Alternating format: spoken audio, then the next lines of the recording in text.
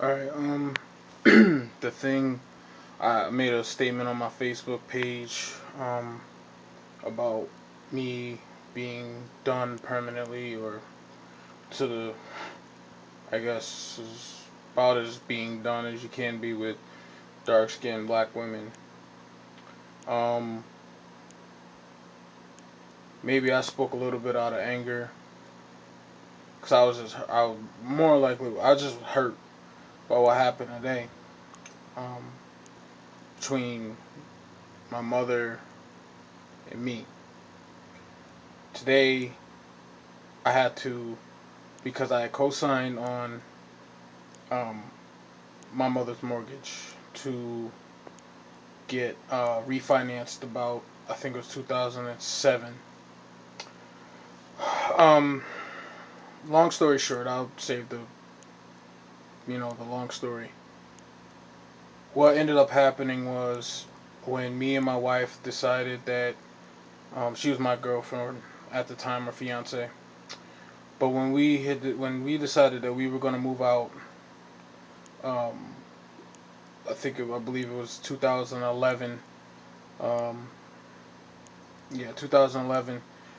About springtime ish, we decided we were gonna move out because, you know, we had already been there for a while, and it was time for us to just move out and do our own thing.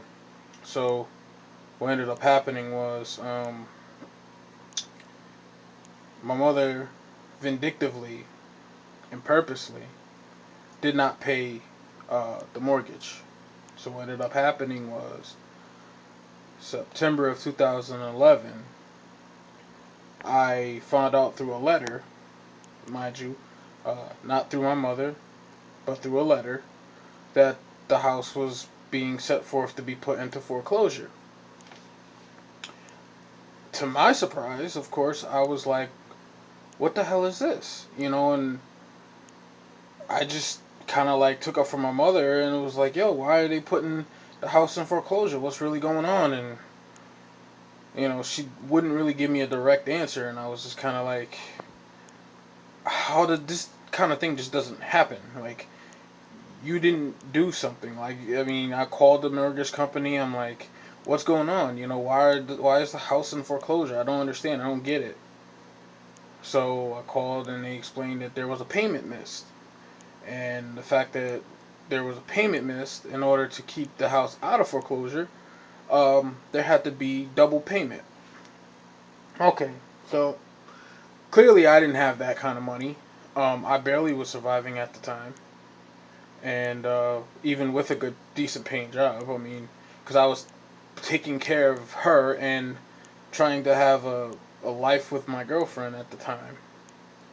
So I was like, well, I don't have that kind of money. So me and my wife decided to expedite our looking for a place to live, and we ended up moving out, uh, December of 2011. Well, April of 2012, I lost my job. I was laid off. I was on unemployment for a while. Found this little job I'm working now. Basically, it's unemployment because I'm only making about $20 more than I would, if I would have just stayed on unemployment all this time. But nevertheless, fast forwarding to today, there was some documents that I had to be present with for to go and to sign the house back over to the bank. So I went there and everything, and I signed all these papers and everything, and at the end of the whole thing, the lawyer's like, I don't know if your mother explained to you that they originally wanted to come after you guys for $7,000 plus interest. Keep in mind, this is all because she stopped paying the mortgage, so they just kept tacking on more and more and more and more and more. So at the end of it, he's like, your mother tells me that you're not helping her pay any lawyer fees, and I think that's just a shame. That's all I have to say about it. And I was just kind of like, It was like someone just said, walked up to me and said, "Hey, it was good, Matt," and then just like uppercutted me. And I was kind of like, wait a minute, hold up. And my mother just sat there in silence, which to me told me that she sanctioned what he just said. That somehow I'm a damn shame because I'm not helping her pay for something that she caused, not me. I didn't renege on paying the mortgage.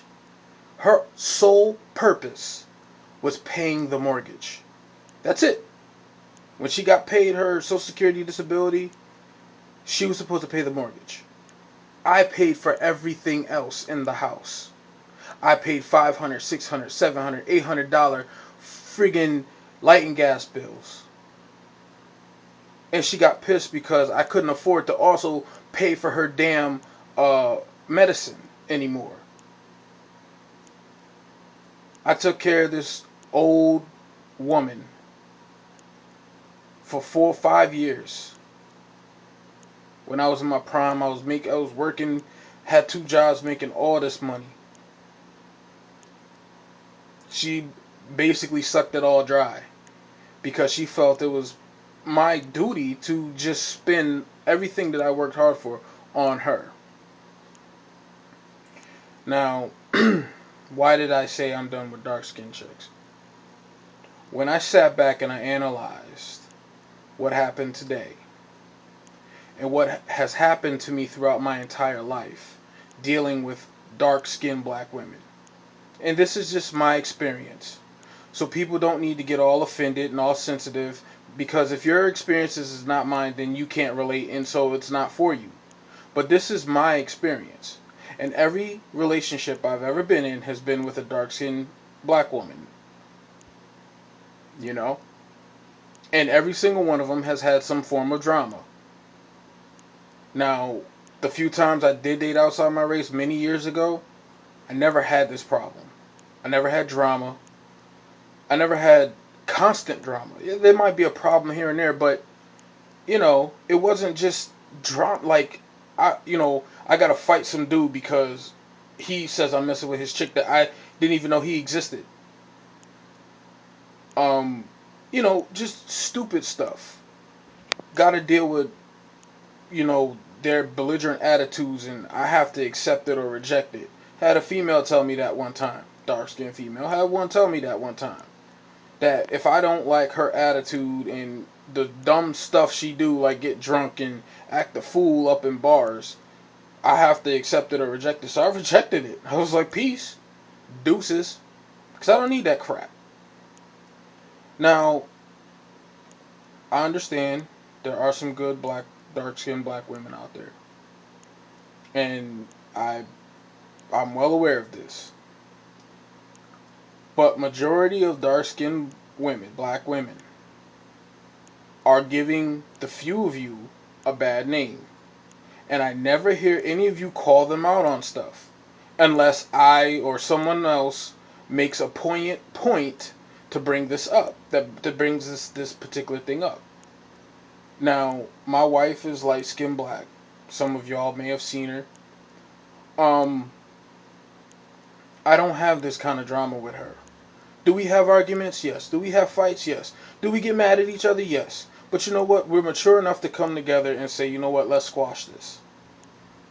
I've never met a black woman, young or old, dark skinned black woman, young or old, and that doesn't mean it doesn't exist. I'm saying I have never met a dark skinned black woman, young or old, that's willing to sit down like an adult, put emotions aside, and talk things out. Now, my mother has been throwing me under the bus for a very, very long time. Very long time. Ever since me and my wife decided we were going to move out. And to purposely ruin my credit and everything else, she purposely did not pay the mortgage. She also said that she never anticipated me ever meeting anyone in my life. My own mother had an expectation that I would never meet anyone and be happy. She also physically threatened to punch my wife in the face because she felt my wife came in and ruined her gravy train, which was me, because I was going to be taking my money someplace else and investing it, oh, let's say, in my own life. That was a problem.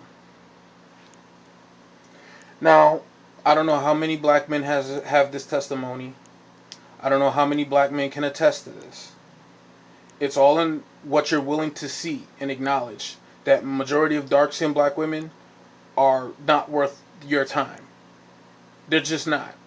They don't want to be about anything. They just want what you have, and when you no longer have it, they'll move on to the next dude. That's just how it is.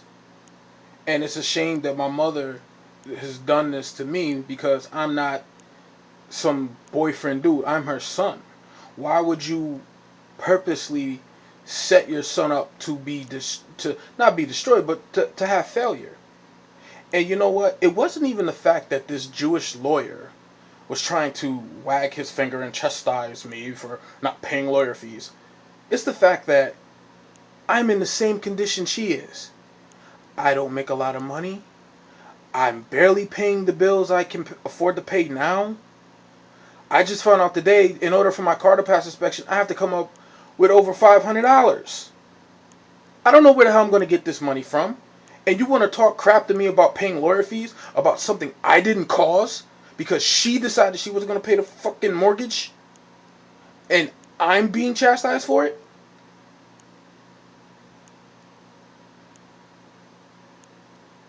And then he portrayed her as like she was the savior because he worked with her, that somehow I wouldn't have to be stuck paying for something she caused.